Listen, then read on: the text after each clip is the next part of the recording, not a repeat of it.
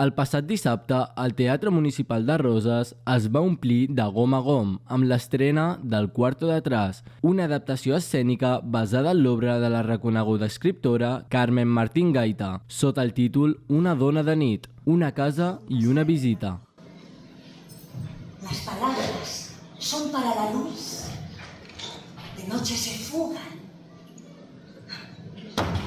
Pretender al mismo tiempo. El públic va riure en una nit intensa de teatre carregada de misteri, memòria i força literària. Amb la direcció de Raquel Camacho i amb adaptació dramatúrgica de Maria Folguera, la peça va comptar amb un repartiment de luxe. Emma Suárez, Alberto Iglesias i Nora Hernández, que van captivar el públic amb interpretacions plenes de matisos i emoció.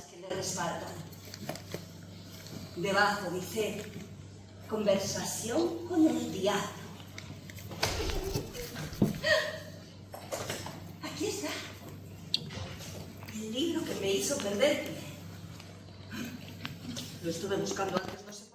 L'obra ens endinsa en una nit aparentment qualsevol a Madrid, on una dona escriptora es prepara per passar les hores sola, però l'aparició inesperada d'un home misteriós amb preguntes oblidades transforma la vetllada en un viatge per la llum i la foscor, el record i la por i la imaginació i el sentit de l'existència. Martín Gaite ens ofereix amb la seva escriptura una mirada profunda al passat i el poder de les paraules per poder desvetllar secrets i potser salvar-nos. Amb aquesta estrena, Rosa reafirma el seu compromís amb la cultura i el teatre de qualitat, apostant per muntatges que uneixen la literatura, la interpretació i la reflexió.